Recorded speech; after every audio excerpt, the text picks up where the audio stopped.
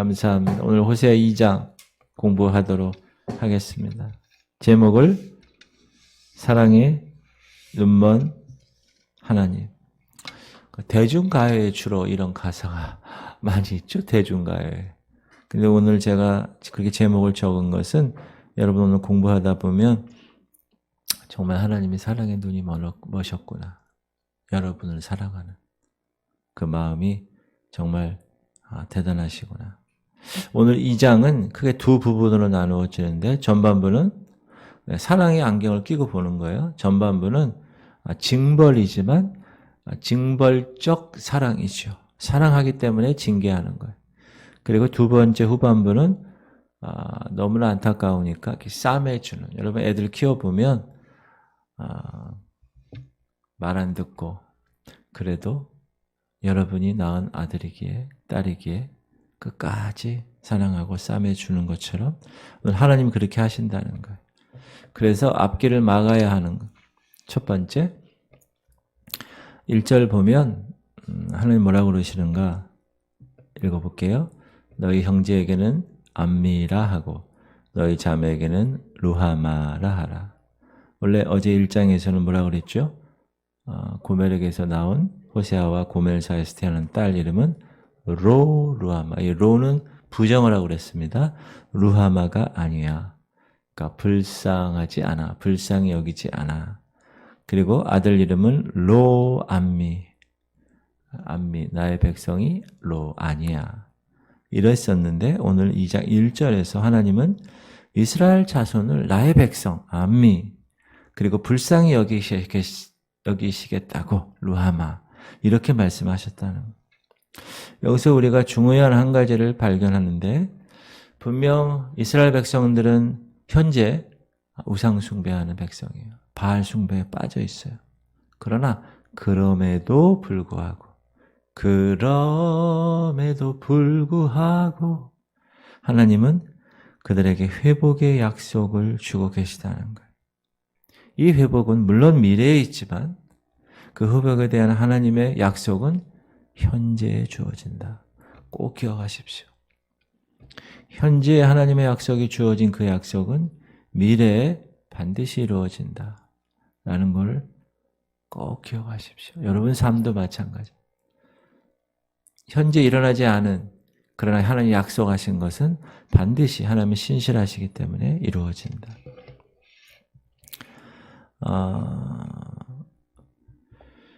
사람은 현재 자기 자신의 상황과 형편이 좋지 않으면 앞날을 내다보며 소망을 가지기가 쉽지 않아요.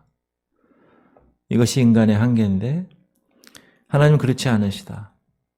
가능성이라고는 손톱만큼도 찾아볼 수 없는 이스라엘 백성, 그들의 행위, 우상을 섬기는 그 행위, 결코 하나님의 백성과 불쌍히 여김을 받을 만한 암미, 루하마가 될 수 없는 그런 이스라엘 백성들을 암미와 루하마로 부르시겠다. 그렇게 대접해 주시겠다. 나의 백성으로 불쌍히 여김을 받는 사람으로 대접해 주시겠다는 겁니다. 우리도 마찬가지. 지금 사는 우리는 암미와 루하마가 아니었어요. 하나님의 백성도 아니었고 불쌍히 여기는 존재가 아니었어요. 진노의 자녀였고 세상에 따라 풍조에 따라 좌로우로 흔들리며 살아가는 사람이었습니다. 그런데 하나님이 우리를 나의 백성으로 삼아주셨고 불쌍히 여길 수 있는 존재로 삼아주셨다. 암미와 루하마로 불러주신 것입니다. 로마서 5장 8절 우리가 아직 죄인 되었을 때 그리스도께서 우리를 위하여 죽으심으로 하나님께서 우리에 대한 자기의 사랑을 확증하셨느니라. 이게 복음입니다. 우리가 아직 죄인 되었을 때 우리가 아직 로암미, 로루하마였을 때 그리스도께서 우리를 위해서 목숨을 내어놓으시고 우리를 암미, 루하마로 불러주신 것입니다. 할렐루야. 그 하나님의 사랑을 우리는 잊지 말아야 한다. 나 같은 죄인 살리신 주님의 은혜 잊지 말아야 한다. 자, 그래서 2절부터 5절까지는 하나님이 이스라엘의 죄를 고발하시는데 아까 얘기했듯이 징계하는 사랑의 마음을 가지고 고발하시는 거예요. 시작. 너희 어머니와 논쟁하고 논쟁하라. 그는 내 아내가 아니요 나는 그의 남편이 아니라 그가 그의 얼굴에서 음란을 제하게 하고 그 유방 사이에서 음행을 제하게 하라. 그렇지 아니하면 내가 그를 벌겨 벗겨서 그 나던 날과 같게 할 것이요 그로 광야같이 되게 하며 마른 땅같이 되게 하여 목말라 죽게 할 것이며 내가 그의 자녀를 긍휼히 여기지 아니하리니 이는 그들이 음란한 자식들임이니라. 그들의 어머니는 음행하였고 그들을 임신했던 자는 부끄러운 일을 행하였나니 이는 그가 이르기를 나는 나를 사랑하는 자들을 따르리니 그들이 내 떡과 내 물과 내 양털과 내 삶과 내 기름과 내 술들을 내게 준다 하였음이라. 자, 하나님이 이스라엘을 고백하시는 죄목은 뭡니까? 간음입니다.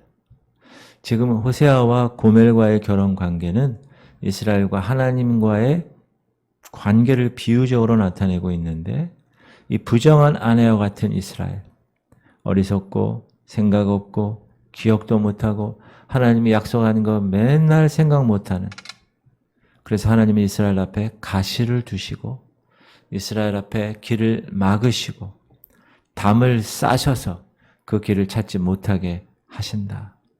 그래서 그들이 이렇게 생각하는 거예요. 그때 하나님 말씀 듣고 살 때가 좋았구만. 이렇게 후회하게 만드실 것이라는 거예요. 6절, 그러므로 내가 가시로 그 길을 막으며 담을 쌓아 그로 그 길을 찾지 못하게 하리니 그가 그 사랑하는 자를 따라갈지라도 미치지 못하며 그들을 찾을지라도 만나지 못할 것이라. 그제야 그들 이르기를 내가 본 남편에게로 돌아가리니 그때 내 형편이 지금보다 나았습니다. 야, 그때가 지금보다 나라고 얘기한다는. 심지어 8절을 보면 이스라엘 백성들은 하나님이 주신 물질 가지고 바알이 준 것처럼 착각하고 있다는 거예요. 8절, 곡식과 새 포도주와 기름은 내가 그에게 준 것이요 그들이 바알을 위하여 쓴 은과 금도 내가 그에게 더하여 준 것이거늘 그가 알지 못하도다. 알지 못하는. 하나님이 은혜 주셨는데 하나님 은혜 가운데 살아가면서도 그 하나님의 은혜의 감사함을 잊어버리고 산다. 과거에 하나님이 우리를 어떻게 하셨습니까? 죄와 사망의 자리에서 생명의 성령의 자리로 옮기셨는데 그것을 잊어버리는 거예요. 기억하지 못한다는 거예요. 일이 잘 되고 일이 잘 안 될 때 사람들은 운을 이야기합니다. 오늘 운수가 안 좋구만. 그러나 하나님의 백성들은 일이 잘 돼도 일이 못 돼도 이렇게 고백할 수 있어야 합니다. 모든 것이 하나님의 은혜입니다. 여러분 입술 가운데 이 은혜의 고백이 매일매일 계속해서 이루어지기를 주 여러분을 축원합니다. 이 패역한 길로 달려가는 이스라엘 앞길을 막으시는 하나님의 징계적인 사랑 한번 보면, 다시 6절 보면 길을 막고 찾지 못하게 하고 7절에서 길을 잃게 해서 바알을 만나지 못하게 하고 9절에 흉년이 들게 하고 입을 옷도 없도록 만듭니다. 9절, 그러므로 내가 내 곡식을 그것이 익을 계절에 도로 찾으며 내가 내 새 포도주를 그것이 맛들 시기에 도로 찾으며 또 그들의 벌거벗은 몸을 가릴 내 양털과 내 삶을 빼앗으리라. 그리고 10절에는 그 수치를 드러내게 합니다. 이제 내가 그 수치를 그 사랑하는 자의 눈앞에 드러내리니 그를 내 손에서 건져낼 사람이 없으리라. 11절은 희락과 명절을 패하게 합니다. 내가 그의 모든 희락과 절기와 월삭과 안식일과 모든 명절을 패하겠고 12절은 농과 밭을 황폐하게 만든다고 합니다. 12절, 그가 전에 이르기를 이것은 나를 사랑하는 자들이 내게 준 값이라 하던 그 포도나무와 무화과나무를 거칠게 하여 수풀이 되게 하며 들짐승들에게 먹게 하리라. 13절도 벌을 허락하신다는, 그가 귀고리와 폐물로 장식하고 그가 사랑하는 자를 따라가서 나를 잊어버리고 향을 살라 바알들을 섬긴 시일대로 내가 그에게 벌을 주리라. 여호와의 말씀이니라. 하나님은 사랑하기 때문에 먼저 길을 막으시고 배고프게 하시고, 왜 그런다고요? 그 이스라엘이 죄의 길을 가니까. 그래서 막아주신다는. 이것은 심판이라기보다는 하나님의 사랑의 징계, 채찍질이다. 여러분, 한 어머니가 경찰서에 찾아와서 아들을 고발했어요. 내 아들을 체포해 주세요. 저에게 나쁜 짓 하진 않았는데 이놈이 폭력배가 됐어. 사람 다 때리고 폭행하고 마약 팔고 사기치고 다니고 있습니다. 내 아들이 사람 될 수 있도록 이 아들을 좀 잡아 넣어 주세요. 하면서 눈물 흘리며 경찰서에 와서 이 엄마가 호소했어요. 나중에 그 아이들이 잡혀왔어요. 그러면서 이럽니다. 도대체 어떤 놈이 날 신고한 거야? 알기만 하면 내가 죽여버려야지. 횡패를 부리고 있는데 어머니가 달려옵니다. 아들아, 사랑하는 아들아, 그 신고한 사람이 나야. 네가 나쁜 짓 그만해달라고 내가 이분들에게 다 얘기했단다. 이제 그만해라. 어미는 다른 거 바라지 않아. 야, 우리 돈 없어도 라면 끓여 먹고 살아도 떳떳하게 살자. 이분들 원망하지 말고 이 어미 원망해라. 이 어미를 원망해. 그렇게 울부짖으며 아들의 손을 잡았을 때 그 아들도 눈물 흘리며 순순히 조사를 받습니다. 여러분, 이 사건을 우리가 심판이라고 해야 할까요? 아니요. 사랑이라고 해야 합니다. 사랑한다면 잘못된 것 막아야 되는 것. 사랑 때문에 배고프게 하고 사랑하니까 벌을 주는 것. 여러분, 무조건적 사랑은 사랑이 아닙니다. 그건 방주예요. 방주. 그거는 죄예요. 그것도. 여러분, 술 먹은 사람이 운전대 잡았는데 옆에 있는 사람은 술 안 먹고 아무 죄도 없어요. 근데 이 술 먹은 사람이 운전하잖아요. 그 옆에 있는 사람은 방주죄를 범한 거예요. 내버려 뒀기 때문에. 그 사람도 이 술 먹은 사람, 이 음주 운전자를 방치한 공범이 되는 거예요. 그리고 또 하나 생각할 거, 징벌이 있고 징계가 있는데 회복이 없다. 그럼 그거는 징계가 아니고 징벌이 아니고 처벌이고 복수입니다. 그건 사랑이 아닙니다. 하나님의 징벌적 사랑은 반드시 회복을 염두에 둔 것입니다. 그래서 싸매주는 사랑, 이것이 이제 14절부터 시작되는데, 주님은 때리고 심판하고 배신에 대하여 복수하는 것이 아니라 오히려 그 마음의 긍휼함을 가지고 그들이 얼마나 불가능했으면 저랬을까 하며 이렇게 긍휼한 마음을 갖는 거예요. 자, 남편에서 남편으로, 이 남편이라는 말이 바알이라는 말이 있고 이쉬라는 말이 있어요. 먼저 하나님은 용서하기 힘든 이 음란한 여인 같은 이스라엘을 향해서 사랑으로 가득한 남편이 먼저 되시겠다고 말씀하시는, 타이르시고 위로하시고 포도원을 주시고 아골 골짜기 같은 것도 소망의 문으로 삼아 주시겠다고 합니다.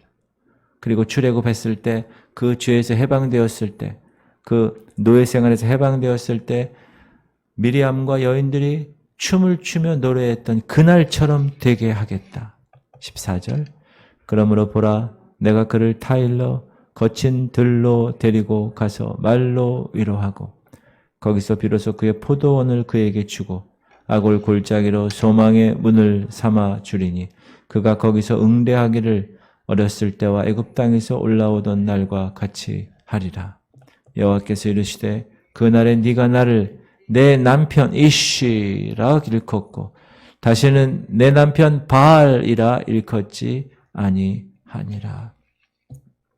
16절에서 남편 이쉬라 일컫고 남편 바알이라 일컫지 아니라. 여러분, 이 바알이라는 말의 이 히브리어 원래는 두 가지 뜻이 있는데 하나는 고유명사가 있어요. 고유명사. 뭐죠? 진짜 바알 신. 첫 번째 고유명사로 바알 신을 보고 바알이라고 그래요. 두 번째 보통명사가 있어요. 이 보통명사는 주인이란 뜻이에요. 주인, 남편이란 뜻이에요.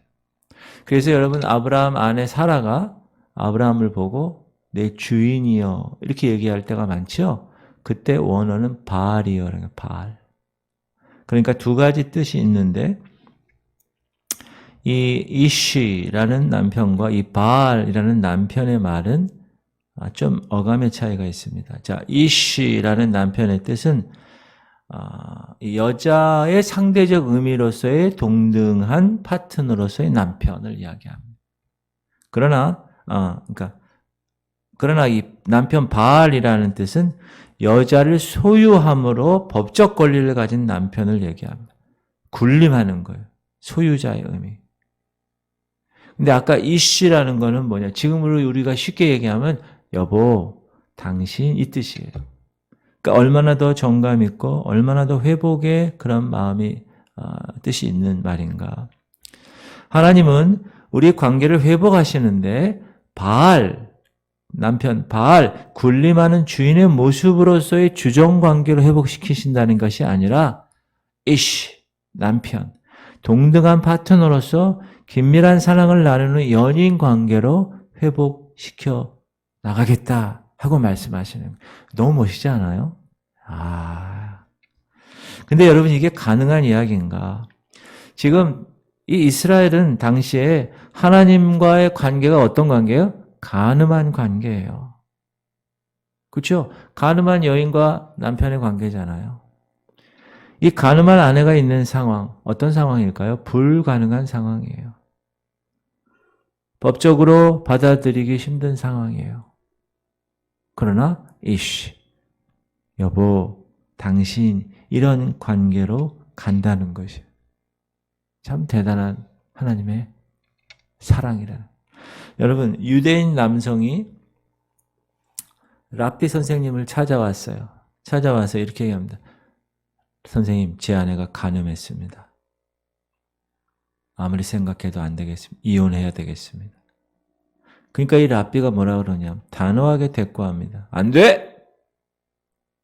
아니 그럼 이런 상태에서 제가 참고 살아야 됩니까? 랍비가 대답합니다. 왜 그걸 이혼을 하니? 죽여버려야지. 이것이 유대인의 법상의 체계입니다. 이혼이 아니라 죽여야 하는 관계. 이 하나님과 이스라엘의 관계도 그런 관계다. 이 음란의 관계는 중동 지역도 다 그래요. 이슬람도 그렇고. 이 유대인 법상으로 당시 유대인 법상 이혼 사유가 아니야. 죽여야 될 상황이야. 명예를 훼손시켰기 때문에. 더구나 죽이지 않고 받아줘도 용서하고 받아줘도 여러분 사랑을 회복하는 것은 불가능한 사람이에요. 남편이 바람나서 집 나갔어요. 근데 어떻게 해서 돌아왔어요. 자식들 때문에. 그 불쌍해서 받아줬어요, 이 아내가. 그러나 여보, 사랑해. 이런 말은 못할 것이라는. 다시 회복해도 전에 그 사랑을 회복하는 그 상태로 회복될 수는 없다라는 상황이에요. 그런데 하나님은 그렇게 하지 않으셨다. 사랑하겠다. 간음한 여인 받아들이는 것뿐만 아니라 이씨, 여보, 당신이라는 말로 사랑을 회복하겠다.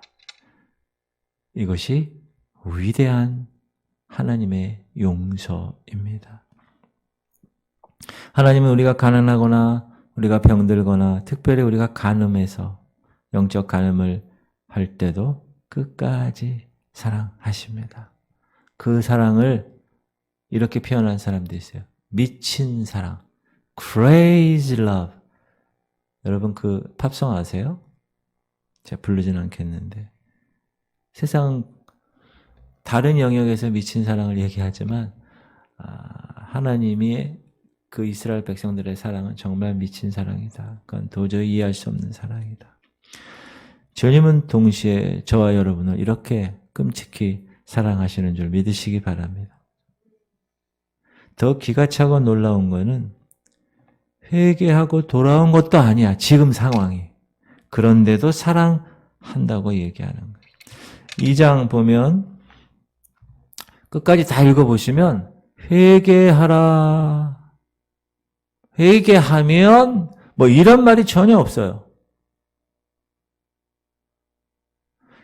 14절 다시 보면 그러므로 보라 내가 그를 타일러 거친 들로 데리고 가서 말로 위로하고. 여러분 간음한 사람이야. 바람핀 사람. 배우자가. 분노해도 시원치 않을 판에 사랑으로 토닥거린다는 거예요. 토닥거리고 위로하며 회복 시작하겠다는 거예요. 여기서 거친 들은 광야 얘기하는 거예요. 출애굽할 때 광야. 그러니까 다시 얘기해서 첫사랑의 자리로 데리고 가서 그 첫사랑의 순수함을 다시 기억해 해서 시작하게 하신다. 여러분 연인들이 싸우고 뭐 이렇게 하잖아요. 그러면 어딜 가는지 알아요? 첫 번째 만났을 때 장소를 주로 가요. 그래서 회복하려고 가는 거예요.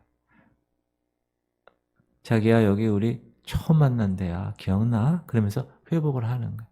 마찬가지로 하나님은 출애굽했을 때 그 광야 거기서 하나님께서 사랑을 베푸시고 약속하신 그 언약의 그 장소에 데리고 가고 싶으신 거예요. 첫사랑의 자리로. 15절 하반절 보면 거기서 응대하기를 어렸을 때와 애굽 땅에서 올라오던 날과 같이 하리라. 자, 음란하고 더러운 여성으로 내가 너를 받지 않겠어. 어린아이처럼 순수하던 그때 모습. 출애굽 시작할 때 그때 모습. 그때 그 믿음과 그 뜨거운 사랑, 그때를 기억하며 그때처럼 대해줄게.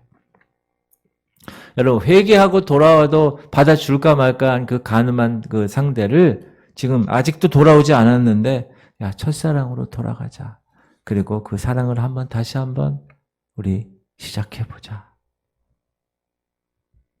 우리 하나님은 사랑 때문에 눈이 멀어 버리셨습니다. 한눈 팔아도 용서가 안 될 판에 두 눈 다 팔아버린 이스라엘.